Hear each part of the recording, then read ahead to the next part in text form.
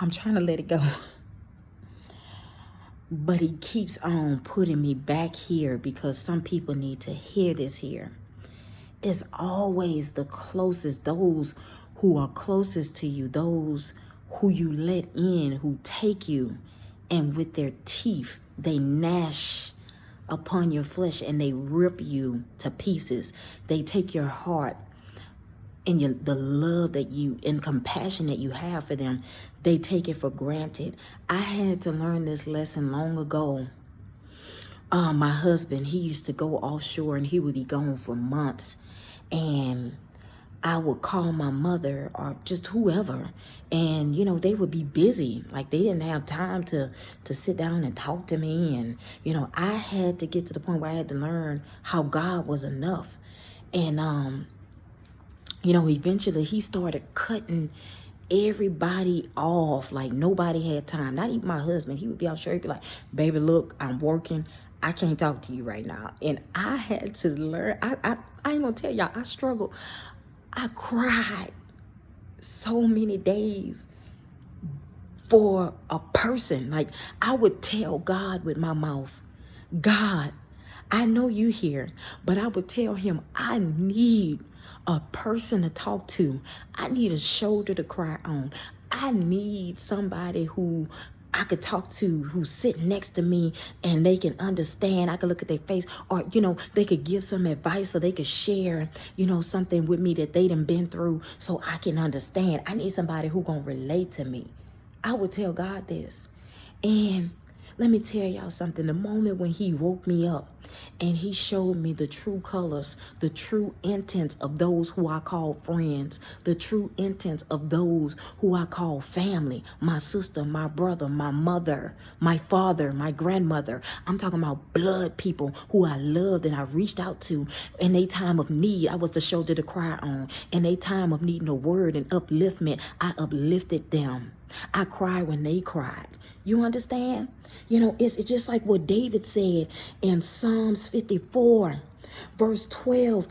He goes on to say, for it is not an enemy who reproaches me.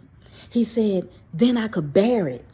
Nor is it one who hates me, who has exalted himself against me. Then I could hide from him. He went on to say, but it was you, a man, my equal, my companion, my acquaintance. We took sweet counsel together and walked to the house of God in the throne. He went on to say, let death seize him. Let them go down alive into hell, for wickedness is in their dwellings and among them.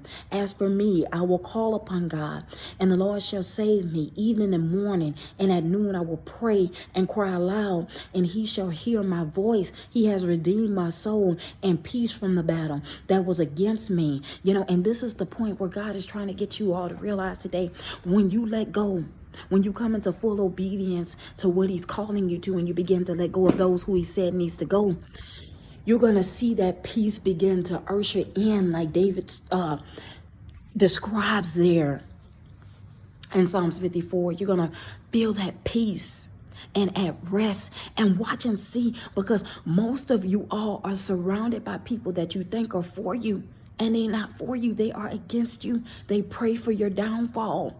I'm talking about people you love and you have compassion for. Your heart is good, it's pure. The enemy sees that and they feed off of that.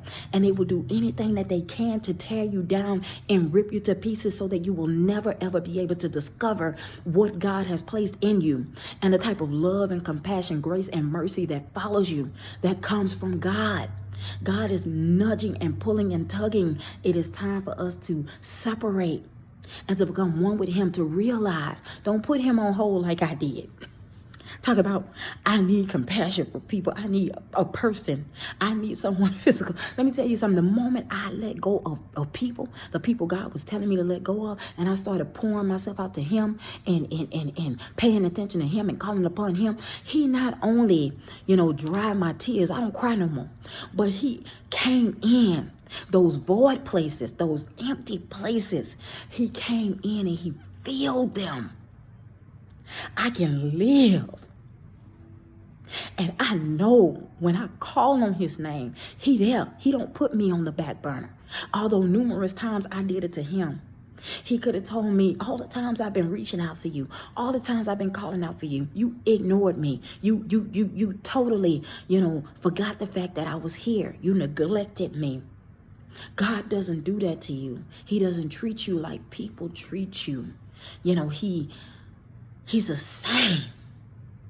And all the times where you felt like you disappointed him, all the times we put him on the back burner, God will still be there for you.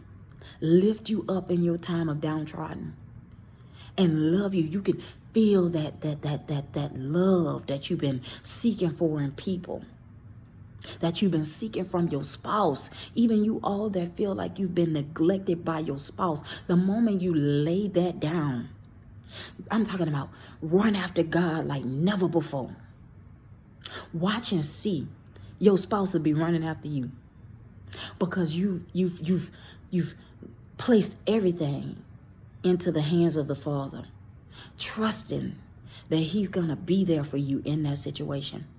I mean, it's like you get to a point almost like where you forgot what you was experiencing. You forgot the anger when you and your spouse fought just yesterday.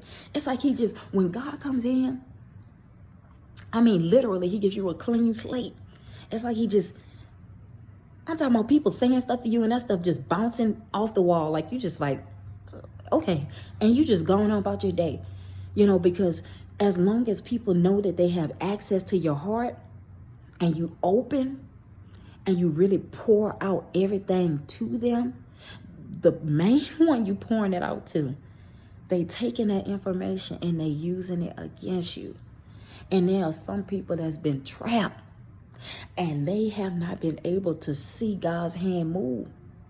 It's because the people you are surrounded by, certain places you live. I'm being real. All I can do is tell y'all what I went through. And the moment when God took me and separated me, when he brought us to where we are, I'm talking about the peace.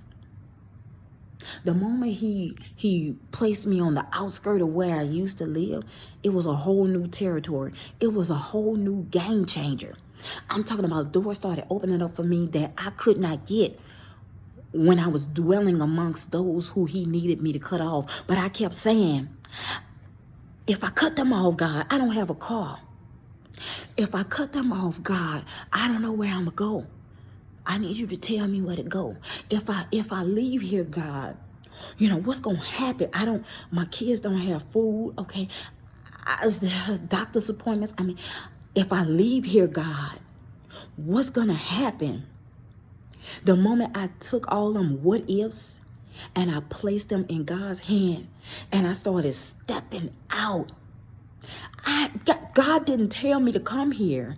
Sometimes you got to make moves. You got to just start doing stuff and just waiting to see what the answer going to be. Because sometimes as long as God ain't going to always give you the answer. But when you got that willpower to say, okay, God, I'm going to step out and I'm going to do what you telling me to do, then that's when stuff start lining up for you. But sometimes when you just sitting there, them doors ain't moving. They ain't opening. They not shifting like the way God needs it to shift because you don't have enough faith to step out on what he's telling you to do. Sometimes you got to just boldly I'm telling you, I took that move. I started filling out applications and applying for certain things, and God had that door open. He opened it.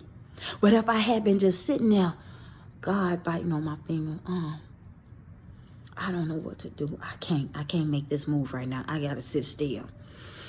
I can't go right now. If I would have allowed fear and the what ifs to overpower what God was telling me to do, I wouldn't have gotten nowhere. And I'm just telling you, I don't know who this is for, but in some things, you got to be obedient to God and step in and step out of the things that he is calling you to and come out of the things that the what ifs and the fears of what could happen. You don't know what can happen. It's all about the obedience, stepping out on what God told you to do. The moment you do that, I'm telling you, it can happen today. It's all about renewing your mind and stepping out on what God told you to do. You all be blessed and have a good day. Amen and amen.